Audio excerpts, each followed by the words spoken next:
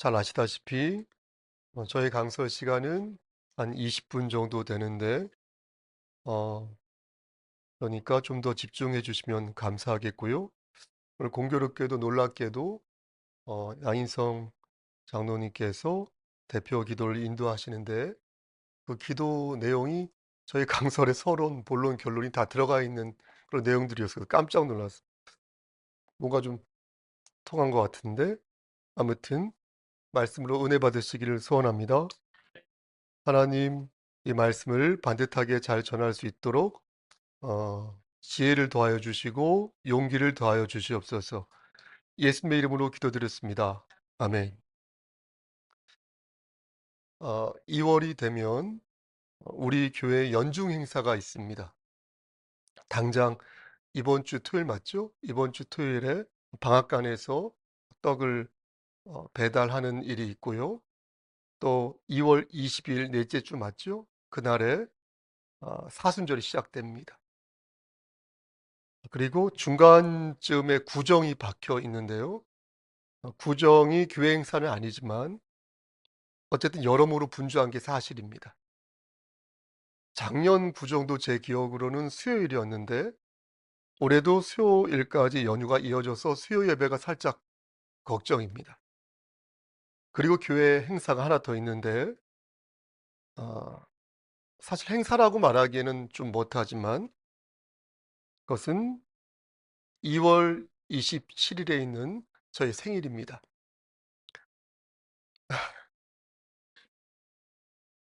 별로 중요하지 않지만 정말 별로 중요하지 않지만 여태까지 여전도회에서 제 생일이 들어있는 그 주일에 저희 생일을 축하해 주었습니다. 여전도회 기관장이 부재인 상태에서 올해는 어떻게 할 거냐고 저희 안 식구가 저에게 물어왔습니다. 전 좀 생각해 보고 말하겠다라고 말한 후에 아무래도 생일상을 받아야겠다. 놀랍지 않습니까? 생일상을 받아야겠다라고 말했습니다. 안 식구는 예상 밖의 답변이었는지 목사님이 그렇게 말하면 어쩔 수 없죠 라고 했는데 그 표정이 그리 달가워 보이진 않았습니다. 사실 저희 생일상은 교회 행사도 아니고요. 또 까짓 거 아무것도 아닙니다. 정말. 그럼에도 불구하고 뻔뻔하게 제가 생일상을 받아야겠다고 말한 이유에는 무려 자그마치 세 가지 이유가 있습니다. 하나는 연중 행사에 그렇게 작정했으므로 여전도에서 웬만하면 힘들더라도 약소하게나마 계획대로 진행하는 것이 좋겠다는 생각이 있었고요. 또 하나는 그렇게 할 때 저 역시도 한 해 동안 여러분들을 잘 섬기지 않을까 하는 마음이 들어서입니다. 사람 마음이란 게 좀 간사하지 않습니까? 그래서 이렇게 받은 게 있는데 어떻게 여러분들을 섬기지 않을 수 있겠습니까? 라는 그런 스스로의 다짐을 저 혼자 작정하여서 생각을 한 것입니다. 마지막으로 세 번째 이유는 오롯이 저에 대한 여러분들의 관심을 촉발시키기 위해서 그런 것입니다. 교회의 머리가 당연히 예수 그리스도이지요. 당연한 말씀입니다. 하지만 교회를 책임감 있게 이끌고 가는 자는 주님이 위임한 목사일 수밖에 없다는 것입니다. 죽을 때까지 사명을 감당하고 죽을 때까지 자신에게 할당된 양들을 책임져야 하는 자가 담임 목사라고 생각할 때에 그런 담임 목사에게 좀 더 관심을 가져달라.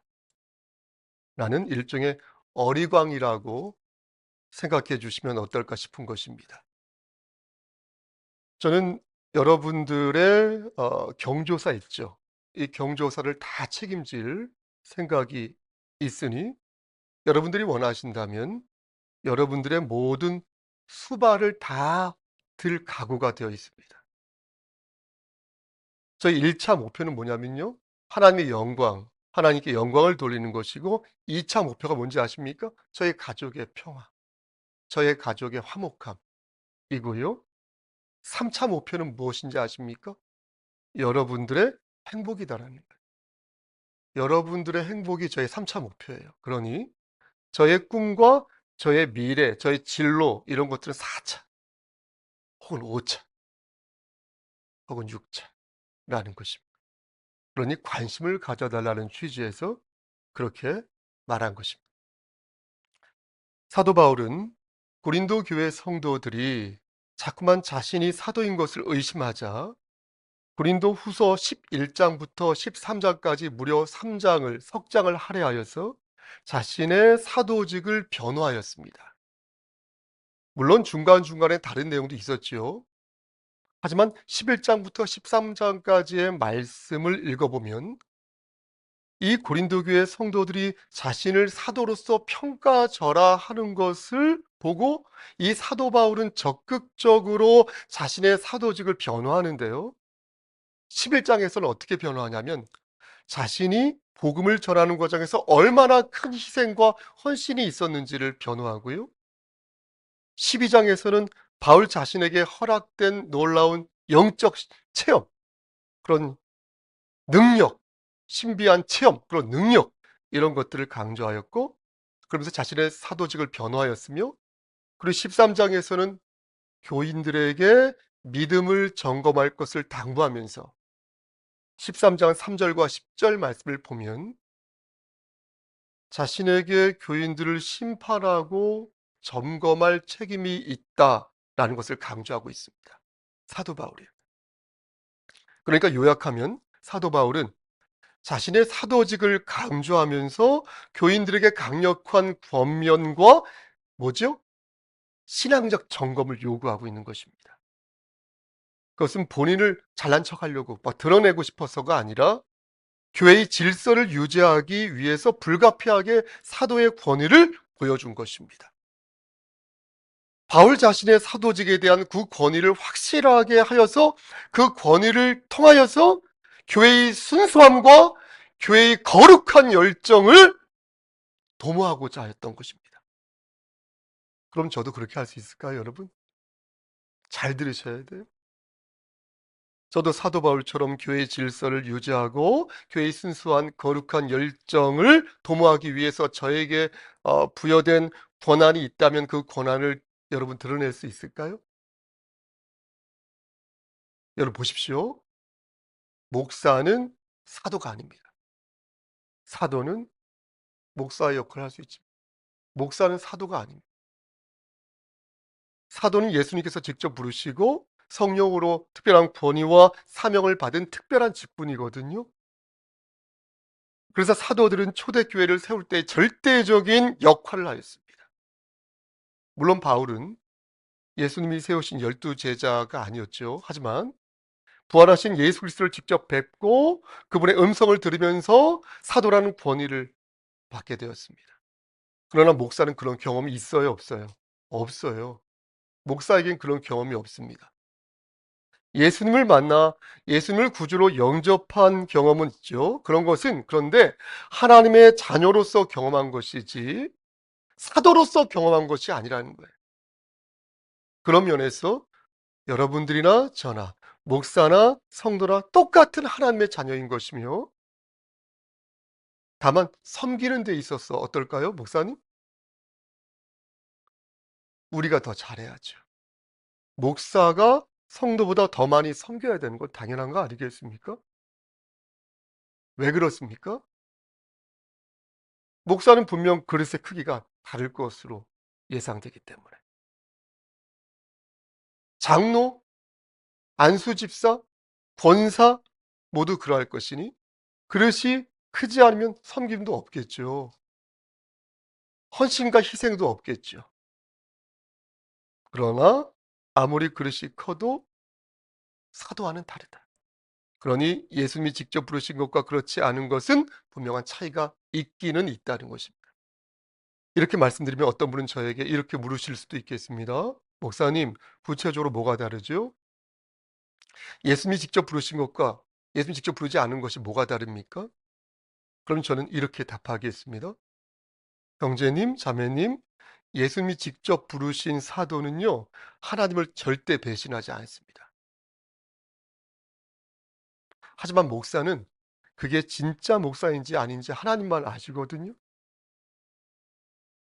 결과론적인 이야기일 수 있겠지만 12 사도는 끝까지 사도답게 생을 마쳤지만 목사는 그렇지 않은 사람들이 사실 수두룩합니다.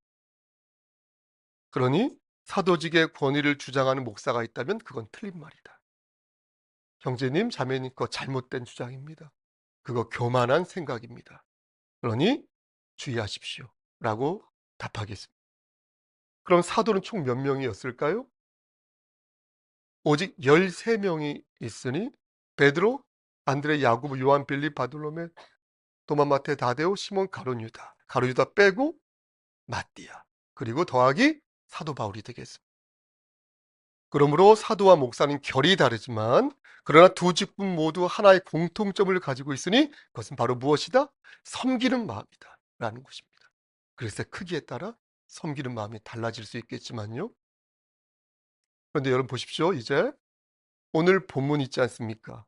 오늘 본문을 보면 우리 사도 바울이, 이 사도 바울은 자신이 고린도 교회 성도들을 섬기게 된 이유가 특별한 것에서부터 기인하였다고 고백하는 것입니다.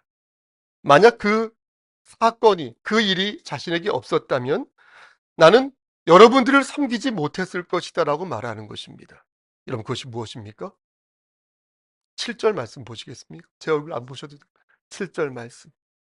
7절 말씀에 그게 나오는데요. 여러분 그것이 무엇입니까? 바로 육체의 가시가 되겠습니다. 그렇죠. 육체의 가시.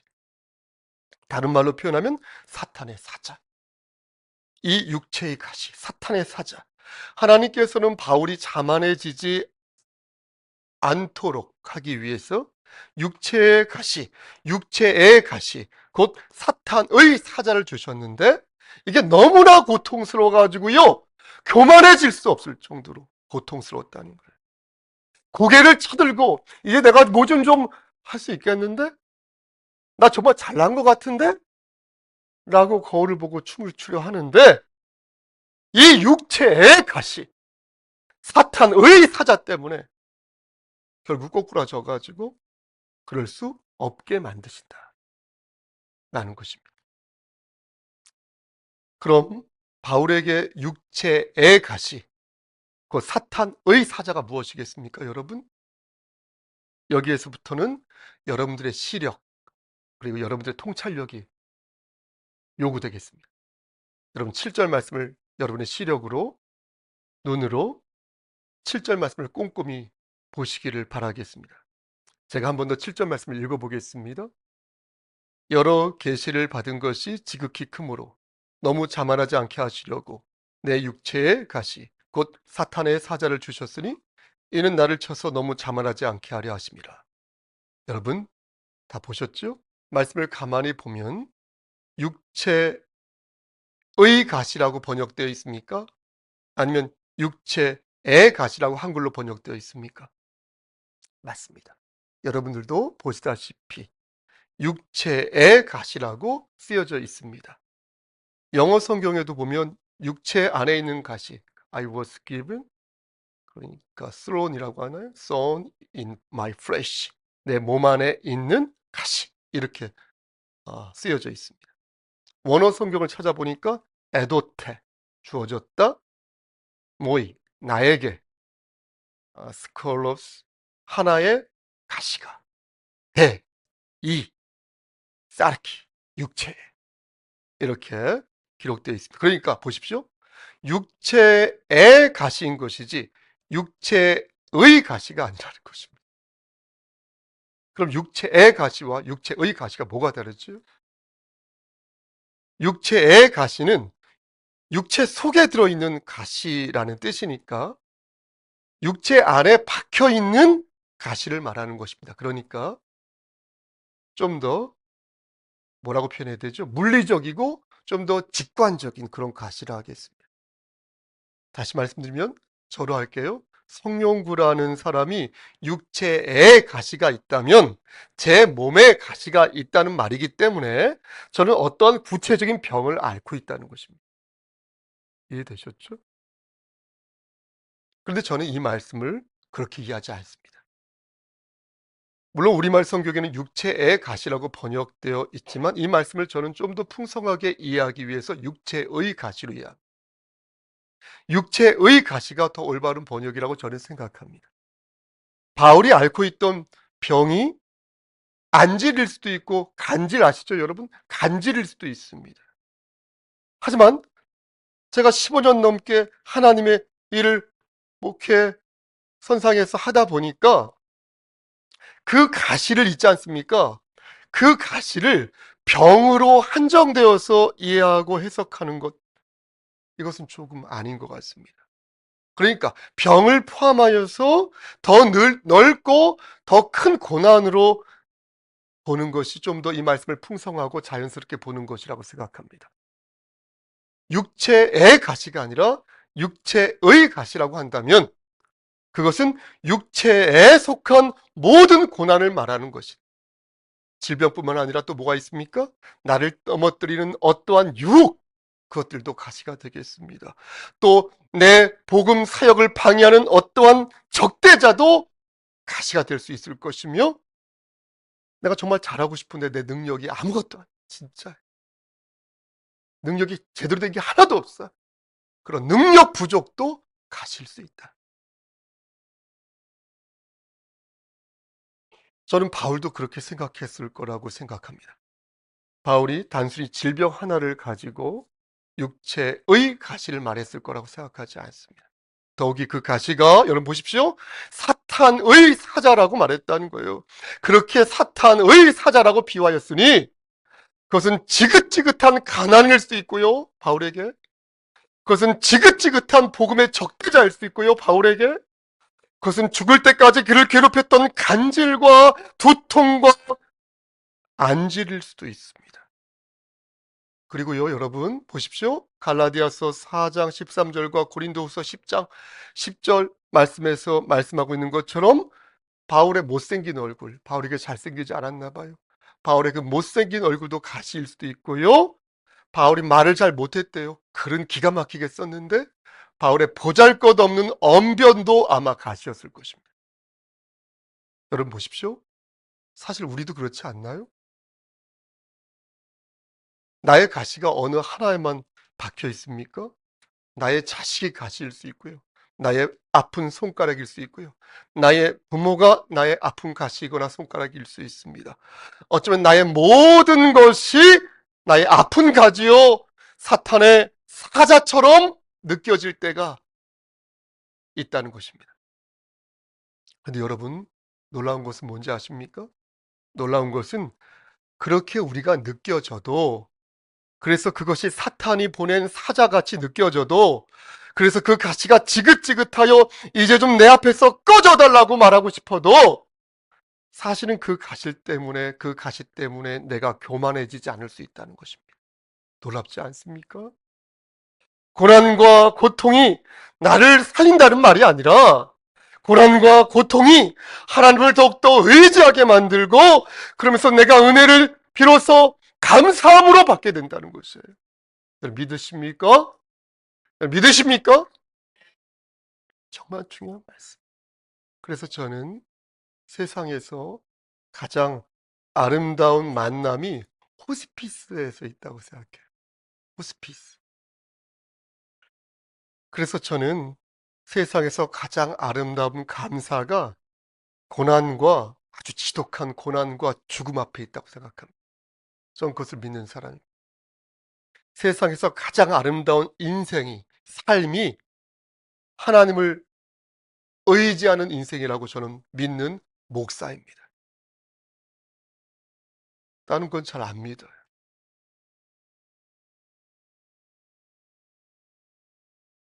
사도 바울은 3번이나 이 가시를 치워달라고 주님께 매달렸으나 주님은 그때마다 이르시기를 나의 은혜가 너에게 충분하다. 나의 은혜가 너에게 충분하다. My grace is sufficient for you. 너에게 충분하다. 또 뭐라고 말씀하셨죠? 나의 능력이 네가 약할 때 오히려 완전해질 수 있다. 이렇게 말씀하셨어요. 말씀 마치겠습니다. 사랑하는 우리 송석교회 성도 여러분, 이처럼 역설적인 말씀이 어디 있습니까? 우리가 약할 때 강해질 수 있다니 이처럼 역설적인 말씀이 어디 있습니까? 그러나 이 말씀은 진리의 말씀이니 여러분 잘 들으십시오. 내가 약할 때 내가 비로소 하나님을 의지할 수 있기 때문입니다. 우리가 약할 때 비로소 우리가 받은 은혜를 생각하게 되고, 우리가 약할 때 비로소 하늘의 것을 제대로 소망하기 때문입니다. 사랑하는 성도 여러분, 그러므로 저는 여러분들에게 이렇게 권면하는 것입니다. 귀 있는 자는 성령의 음성을 들으시기를. 여러분들이 받은 은혜가 충분하다는 것을 여러분 혹시 믿고 싶으십니까? 여러분들이 받은 그 능력 있지 않습니까? 그 능력이 완전하다는 것을 혹시 여러분 느끼고 싶으십니까? 그렇다면 한 알의 밀알이 되십시오. 그리고 매일같이 사방, 팔방으로 뿌려주십시오. 여러분의 손에 그것을 움켜쥐지만 마시고 과감하게 여러분들이 가지고 있는 그 씨앗을 있는 힘껏 뿌려보십시오. 추수할 날이 얼마 남지 않았으니 여러분들이 받은 은혜를 담대하게 뿌려보십시오. 그럼 여러분들의 삶은 지금보다 더 주옥같이 빛나게 될 것입니다. 이 땅에서도 꼬리가 아니라 머리가 되는 삶을 살 수 있게 될 것입니다. 저도 그렇게 살고 싶습니다. 여러분 그렇게 한 주간 동안 사시기를 저 좀 모시고요. 주님 이름 받들어 간절히 축원합니다. 아멘. 하나님 말씀만 잘 기억날 수 있도록 성령님께서 역사하여 주시옵소서. 예수님 이름으로 기도드렸습니다. 아멘.